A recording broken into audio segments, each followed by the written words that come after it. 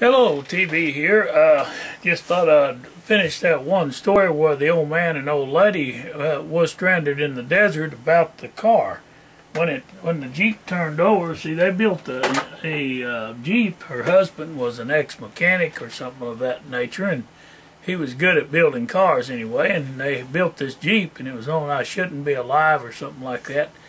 And they had went for a drive in the desert in the backwoods. Well, they only had maybe a couple bottles of water with them because he said, come on, we won't be gone long. And he hadn't intended to be gone over an hour or so, just taking a ride.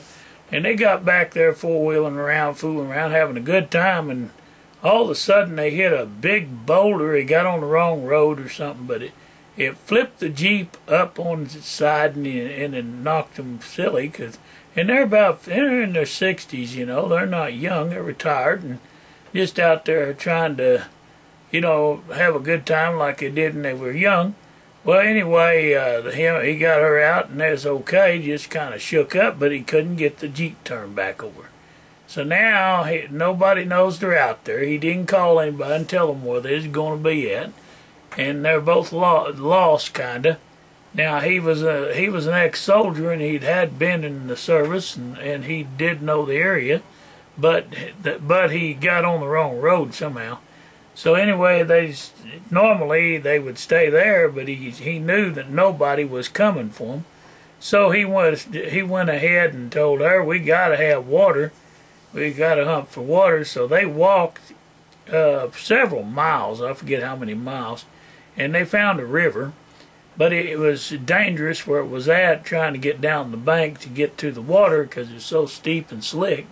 But he managed to get a couple bottles of that old muddy river water full, and he heard a bear over in there running about. So he thought, well, we've got to get out of here. Nobody's going to find us here. We went the wrong way, because he knew they went too far north, or I think it was north they went of the Jeep. So they had to hike all the way back to their Jeep. He has a 44 caliber pistol, which he did have sense enough to bring a gun along, but they should have brought more water, and that's where they made another mistake. And they didn't bring any anti-snake venom kit or bites, you know, because spiders are worse than snakes about getting bit. They're more sneakier. Scorpions and centipedes. People don't even think about them.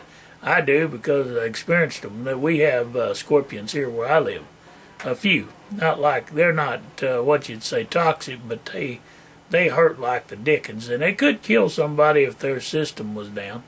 But anyway, to go on with the story about the man and the woman, there they were, you know, we're out there in the desert, just him and her, and they started trying to walk out of there, and they could, you know, with what water they'd gotten from the river.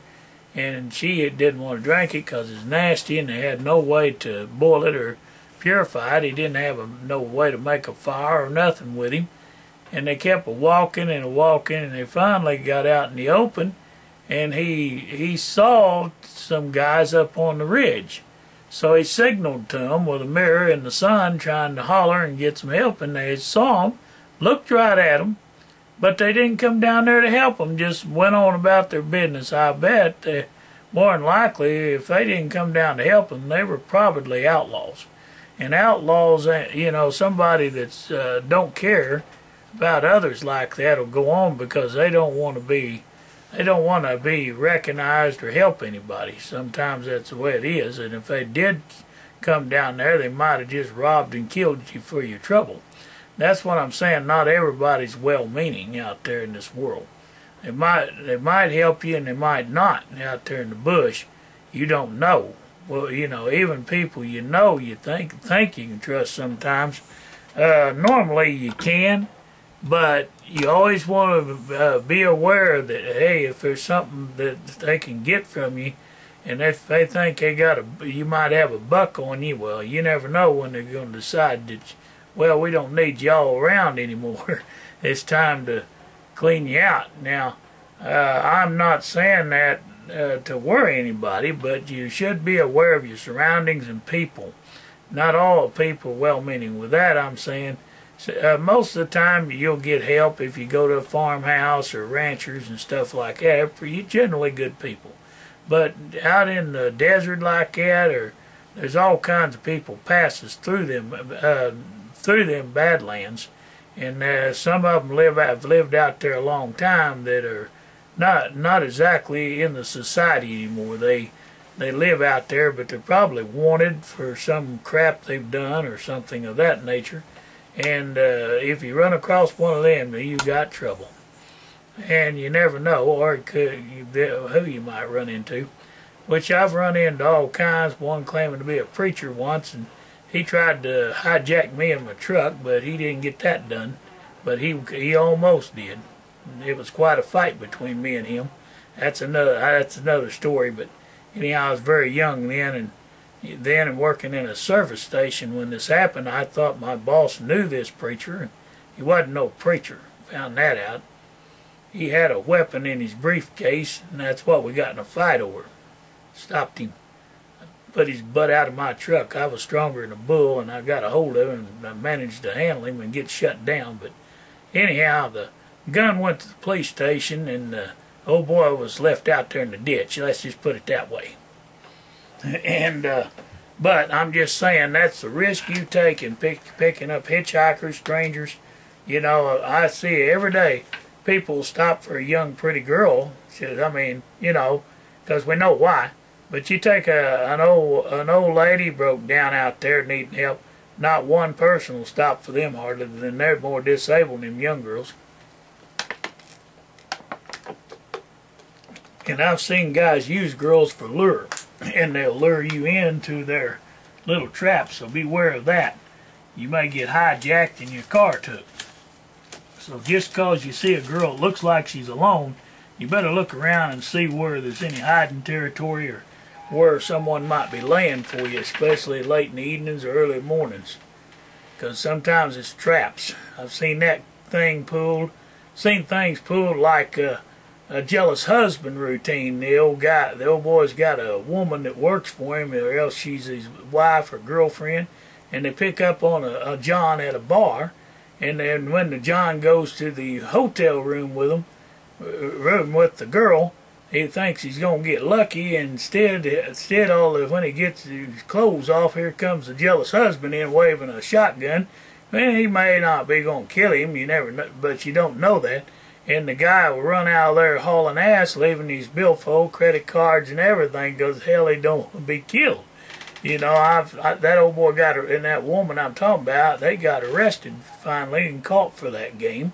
But there's all kinds of scenarios that you want to be aware of. Down in Texas, there was some young men losing their kidneys at parties because they're worth $10,000 apiece on the black market.